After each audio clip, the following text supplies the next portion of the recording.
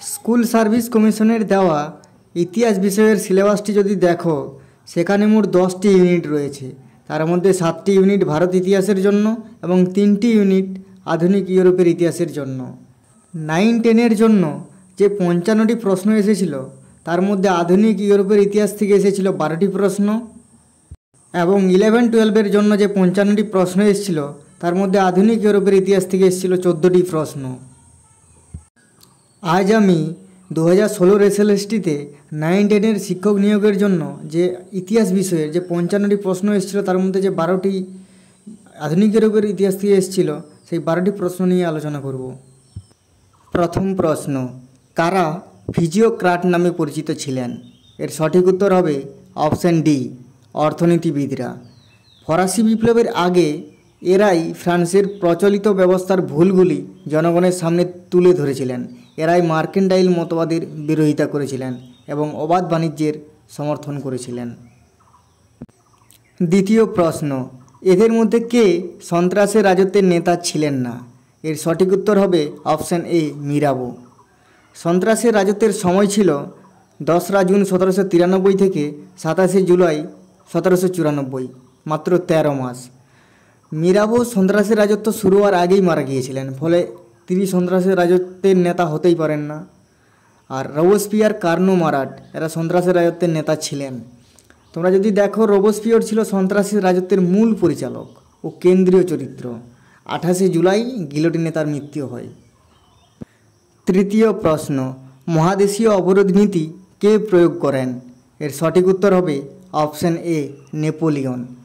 2টি যুদ্ধ, নীলনদের যুদ্ধ যেটা হয়েছিল 1798 খ্রিস্টাব্দে ও ট্রাফালগারের নৌযুদ্ধ যেটা হয়েছিল 1805 খ্রিস্টাব্দে, এই 2টি যুদ্ধে শোচনীয়ভাবে পরাজয়ের পর নেপোলিয়ন উপলব্ধি করে যে ইংল্যান্ডকে কখনো সামুদ্রিক যুদ্ধে হারানো সম্ভব নয়, তাই ইংল্যান্ডকে হাতে মারা সম্ভব নয় বলে ভাতে মারার ব্যবস্থা করেন। ফলে নেপোলিয়ন ঘোষণা করলেন ইউরোপের কোনো বন্দরে কোনো ব্রিটিশ জাহাজ যেতে পারবে না এবং ইউরোপের কোনো রাষ্ট্র ইংল্যান্ড থেকে কোনো পণ্য আমদানি করতে পারবে না। অর্থনৈতিক অবরোধের এই নীতিই মহাদেশীয় অবরোধ নীতি বা কন্টিনেন্টাল সিস্টেম নামে পরিচিত ছিল। এর সময় ছিল 1806 থেকে 1810 খ্রিস্টাব্দ পর্যন্ত। চতুর্থ প্রশ্ন, রক্ত ও লৌহনীতির প্রবক্তা কে ছিলেন? এর সঠিক উত্তর হবে option B, Otto von Bismarck. বিচ্ছিন্ন ও বিক্ষিপ্ত জার্মান রাজ্যগুলিকে ঐক্যবদ্ধ করার জন্যই তিনি এই কঠোর যুদ্ধনীতি গ্রহণ করেছিলেন। পঞ্চম প্রশ্ন, ইউরোপের বিপ্লবের বছর বলতে কি বোঝায়? এর সঠিক উত্তর হবে অপশান বি, 1848-এর বিপ্লব। তোমরা নিশ্চয় জানো যে 1830 খ্রিস্টাব্দে হয়েছিল জুলাই বিপ্লব এবং 1848 খ্রিস্টাব্দে হয়েছিল ফেব্রুয়ারি বিপ্লব। স্যাডওয়ার যুদ্ধ কবে হয়েছিল? এর সঠিক উত্তর হবে অপশান সি, 1866 খ্রিস্টাব্দে।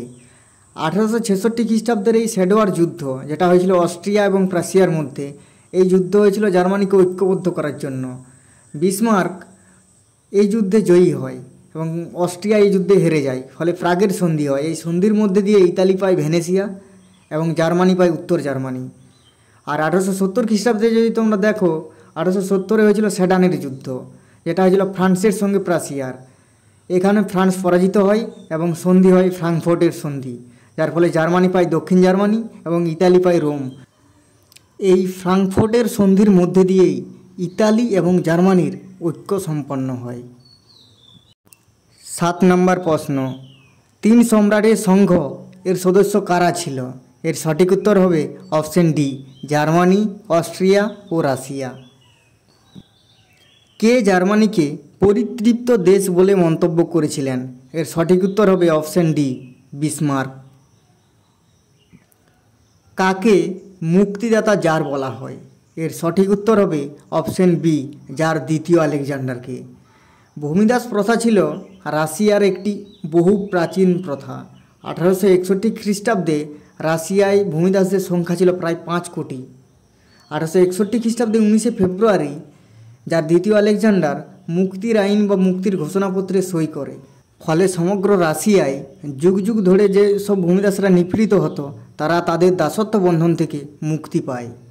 এই জন্যই যার দ্বিতীয় আলেকজান্ডারকে মুক্তিদাতা জার বলা হতো বা বলা হয়। কখন প্রথম বিশ্বযুদ্ধের আনুষ্ঠানিক সূচনা হয়? এর সঠিক উত্তর হবে অপশন এ 24শে জুলাই 1914 খ্রিস্টাব্দে।